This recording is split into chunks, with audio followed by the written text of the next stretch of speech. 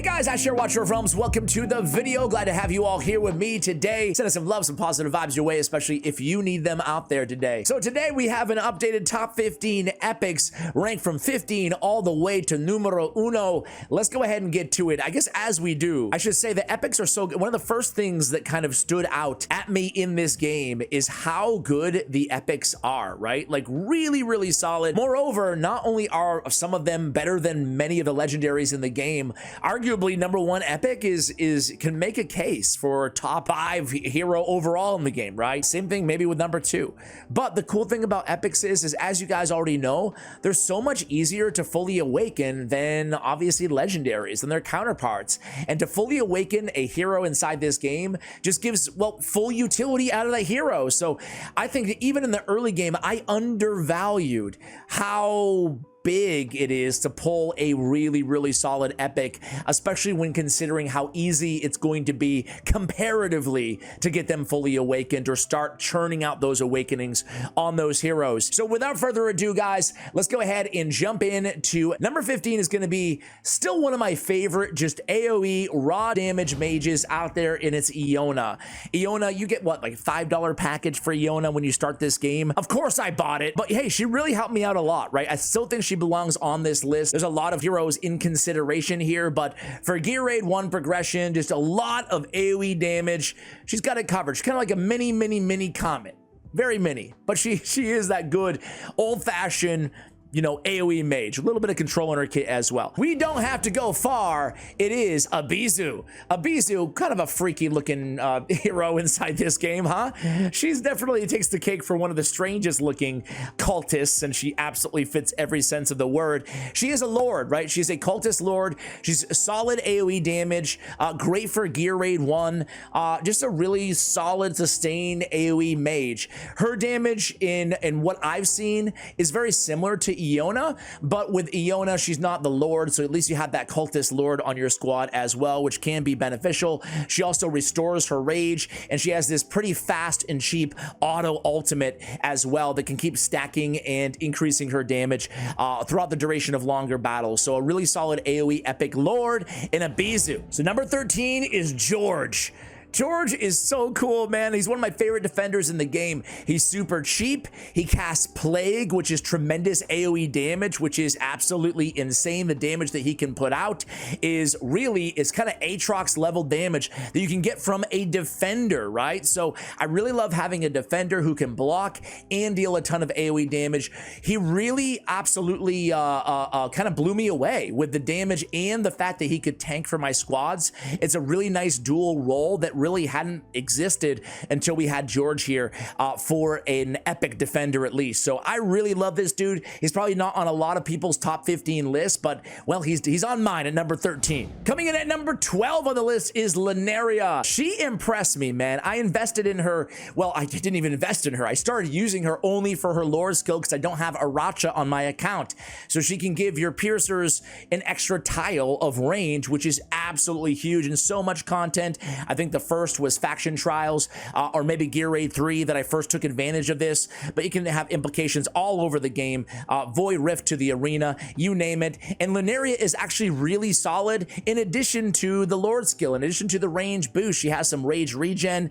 She has some pretty good damage for an epic marksman as well. That's why she comes in at number 12. Number 11 is going to be Baron. Baron's still one of my favorite defenders in the game. I'll keep it simple with Baron like I always say. He's got pretty good stats for an epic, but he has unkillable and he has a really nice juicy shield, right? So if you're looking for a really solid defender, especially an epic one that might not have the stats of some of the legendary counterparts, he has the unkillable and he has that great shield. So Baron is really a great defender for an epic out there, and again, being a little bit easy to awaken makes you be able to get even more utility out of him. As a matter of fact, at A5 he's recovering 50% of his HP after his unyielding. He has damage reduction as well and increased duration. So really powerful awakens on Baron at number 11. Coming in at number 10 is going to be Pyros. Pyros, a tough dude to know where to rank because I still use Pyros even though I have Twin Fiend and Soul Cadence because, again, at risk of saying it for the 5th time already, and we're not even halfway through the video,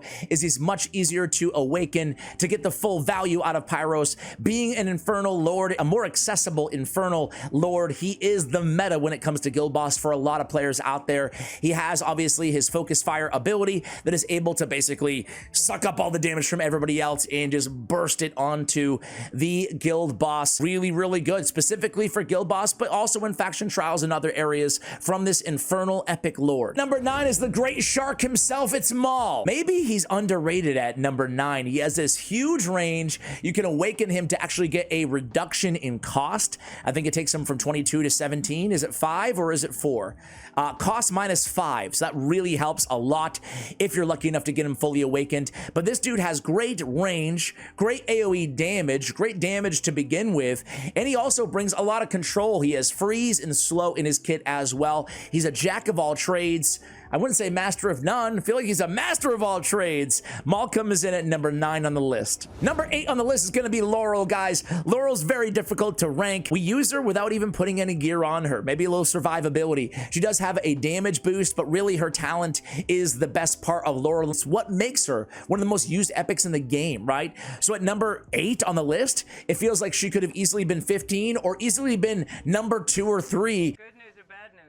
Just based on how many people use Laurel for this talent. You remove her from the battlefield or she dies, you're gonna get that juicy 50% rage boost on all surrounding allies. That is great for burst damage, for timing things correctly, and it just allows for more strategic options for you and your team. Number 7 is Mari, a free epic, coming in at number 7. You love to see it. I love Mari. She's got a lot of slow, a great freeze on her ultimate, and she has debuffs as well on her basic attack because of the icicle passive. So you get debuffs, you got all the control you could ever want in one affordable and really effective control mage. She comes in at number 7. So as I approach number 6, I see all kinds of honorable mentions here, guys. I love Aatrox. Didn't make the list, but honorable. I love Deimos. Maybe should have made the list. A very, very competent fighter. Heck, even Vladov. Where is he? Right in front of my face somewhere. Oh, there he is. So even Vladov. So there's a lot of good fighters that could have easily made this list. Even Voroth can do some crazy damage. Estrid can do some crazy damage as well. So shout out to all of them. But we do have Wrath is, again, a free champion that everybody gets in this game. He has extra crit rate. He's got great damage. He's a Nightmare Lord on top of all of that.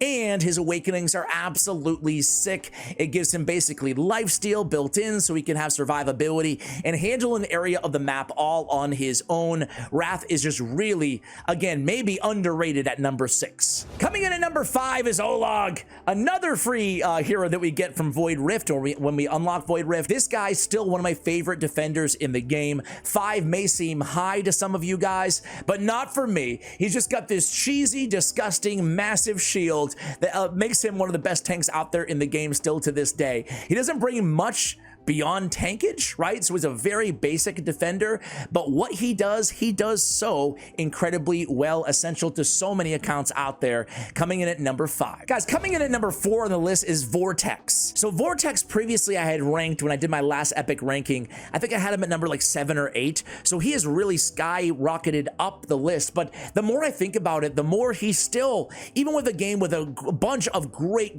healers, right?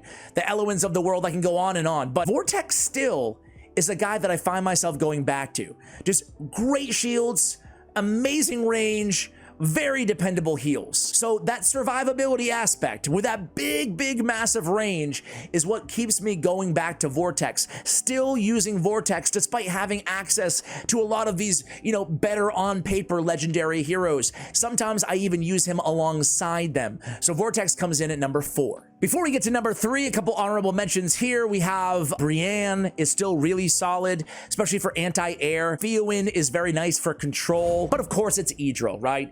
Edril is just Edril. Edril's Edril. You heard it here first, guys. That's what you come to the channel for, the cutting edge strategic analysis. Edril is Edril. Yeah, man, you guys know the limitless shots. It hits everywhere on the entire map. It's so crucial for areas like Gear Raid 3. The fact that you can get it to basically extend and extend and extend once you're lucky enough to get her up to Awaken 5 makes her even more powerful for a longer duration. So whether you're in the arena or Gear Raid 3 or anywhere that you want to hit targets that are annoyingly out of range, look no further than to Edril. Number 2 on the list is gonna be Hollow. Yeah, that's right, might be high to some of you guys, but Hollow is just so freaking good and so widely used, more so than most legendaries in the game. We can start with Guild Boss, but we can go to almost anywhere in the game. Why? She has decent heals and just excellent S-tier rage regeneration. In terms of especially epic rage regen, even legendary rage regen, Hollow has you covered. She brings out the ultimates, aka the best of what everybody else has to offer more often, and she can heal your team while doing so. And number 1, to the surprise and shock of absolutely nobody, it's Dolores. She's got attack-based healing to all allies in range on her sustained AoE heal. The heal isn't much. At the cost of 5, the simple, cheap cost of 5, you get your hands on this specimen. Dolores, baby. She has the best attack boost inside the game in Inspiration, so you basically want to build her with all the attack you can possibly muster and sit back, relax, and enjoy that massive escalation of damage for everybody else. She can change your account like no other hero out there. She really can. You'll be using her everywhere. The most versatile hero in the game as well. Look no further than Dolores, for good reason, comes in at the number 1 epic in the game. Thank you guys for watching, and as always, take care, guys.